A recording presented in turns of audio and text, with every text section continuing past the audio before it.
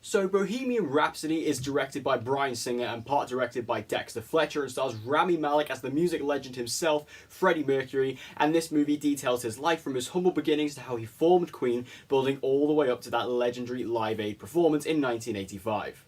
Now, this movie has been a long time coming. It took quite a long time to get off the ground. If you've been following the movie since its inception, you'll know it has taken quite a long time to actually get going. And even once it did get going, this movie faced a lot of troubles behind the scenes thanks to the director and also thanks to the star. This movie was originally penned to star Sacha Baron Cohen as Freddie Mercury and also was penned with Dexter Fletcher to direct the film. However, after Sacha Baron Cohen learned what kind of movie this was going to be, he decided to walk and Dexter Fletcher was not far behind. This then led Fox to bring in Bryan to direct the film, and this was then met with a lot more trouble as after some huge erratic behaviour, Fox fired Bryan from the project and Dexter Fletcher was then brought back on to finish the film with Rami Malek in the lead role. So although this film faced a lot of trouble behind the scenes, this movie comes out rather unscarred.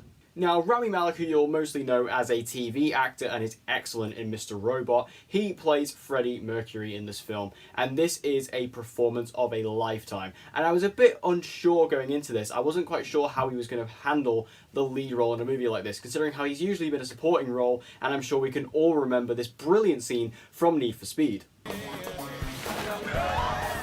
Have a nice day, you miserable bastards. Woo.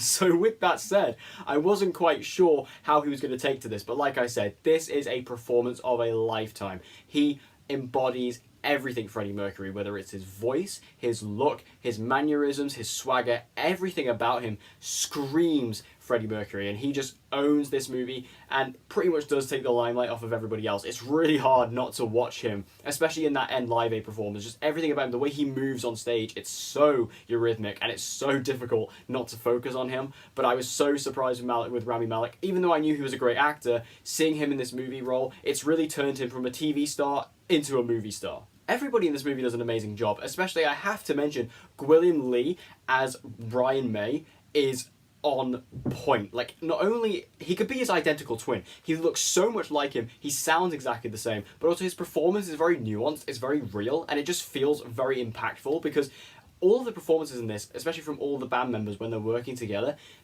the way they speak to each other, the way they argue, the way they bicker, it's so real, and it really adds a lot of humanity to these characters, and I really enjoyed that, especially because it comes from Brian May as well, because Brian May is probably one of my favourite Queen band members as well, so seeing him like so accurately represented here was really nice to see. Also, Lucy Boynton's in this movie as Mary Austin, Freddie Mercury's wife, and I couldn't believe that. Like, I was watching this movie, I was like, who is that? Like, I couldn't recognise who she was. I knew her face, but I couldn't put a name to it, and then it's the girl from Sing Street. Like, this is awesome.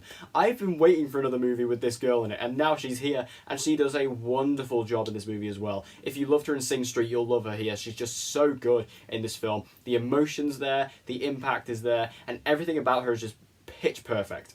This film's really beautifully shot as well, especially a lot of the music scenes where we actually see how the performances are brought together. The Live Aid performance is a masterpiece of cinematography. There are so many beautifully shot moments, and I don't know who to give the credit to. I don't know how much of this movie was Bryan Singer and how much of it was Dexter Fletcher, but whoever it was, all the cinematography and all of the shots were just so well put together. It feels like a really clean-cut film, and that is really nice to see as well, given the trouble that this movie faced. And I feel like there are so many beautiful moments. It's just the camera work alone is really quite unique in this film. Just the atmosphere of this movie is really nice. This film has a real sense of positivity about it, which I will get into a slight negative later on, but just overall, the movie just has this really nice vibe to it. You know, it's a big celebration, it's a big, collaboration and a big commemoration of Queen's legacy. It's a really nice film in that sense. It's a nice film to watch. Yeah, there are a bit more dour moments, but a lot of it is compromised by the music, and not compromised necessarily in a bad way, but compromised in a way that'll get you back into it and really infuse you with energy when you hear, the clap of We Will Rock You or Radio Gaga. You'll just hear something that will bring you back in and infuse you with that energy. And of course, this being a Queen film and a Queen biopic, the music in this is outstanding. Obviously, all the music in this is actually the real Queen music. I don't believe Rami Malek sings at all in this movie, except for maybe a scene near the beginning where he's first introduced to Queen, or the band that will become Queen. He kind of does this little singing solo. I think that was probably him, but other than that, everything else in this is the pre-recorded stuff, and it's just brilliant to hear. Like, obviously, Queen, probably one of the greatest bands in the history of music. They are absolutely outstanding in everything they do, and especially, again, when you get to that Live Aid performance at the end, all the live versions of the music is just brilliant. It's outstanding, and the way they were able to replicate that performance, it's pretty much one-to-one, and I was so impressed with all of that.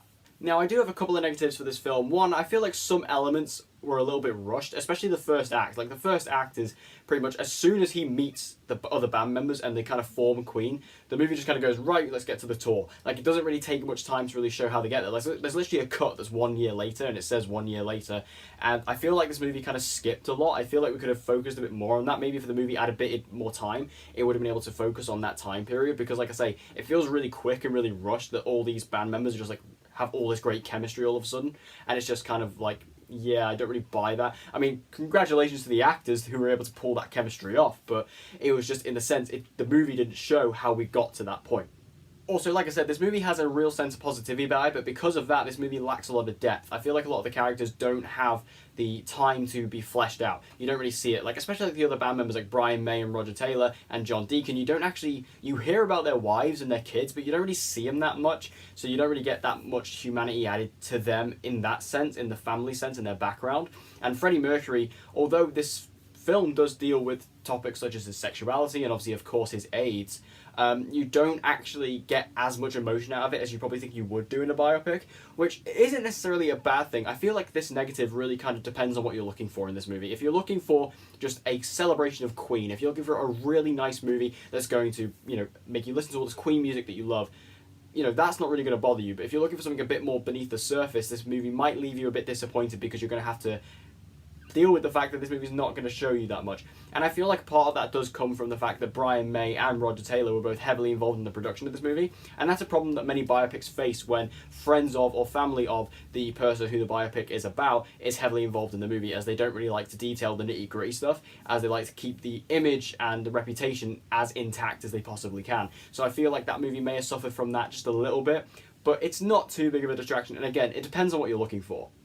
Overall, though, despite the negatives, I loved Bohemian Rhapsody. I think this movie is outstanding. I've seen it twice already, and I think the film is just really nice. Again, it's just a really fun movie. Even though it is 2 hours and 15 minutes, it's rather long. The movie doesn't feel like it. Like I said, the first act kind of goes by really quickly, and then the second and third acts, I say, are really well paced. Just the characters are really well put together. It's really believable. Again, the chemistry between all the actors is great. The band members are fantastic, and Freddie Mercury, Rami Malek just gives the performance of his career, the performance of a lifetime, and this film is really outstanding, and especially that Live Aid performance. I keep going on about it, but the Live Aid performance, what a crescendo to the movie that was. It was just so beautifully done with the music, the performances, and just the shooting of it. So well put together, and I think this movie overall is just a real big event movie, and again, this is a movie that everyone can go see and everyone can enjoy.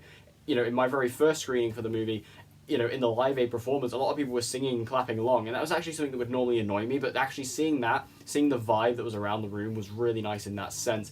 And again, if you're going to go see this movie, make sure you watch it on the biggest screen possible. Go see it in IMAX if you can, because IMAX just completely elevates this movie. I watched it on IMAX yesterday, and it was just absolutely outstanding. Overall, I loved this movie. So did you guys see Bohemian Rhapsody? If you did, make sure you tell me all your thoughts about it in the comment section down below. Did you like it? Did you hate it? Let's have a conversation about this movie in the comment section down below. And as always, guys, if you want to see more movie reviews from me, be sure to subscribe, and hope to see you guys again in my next video.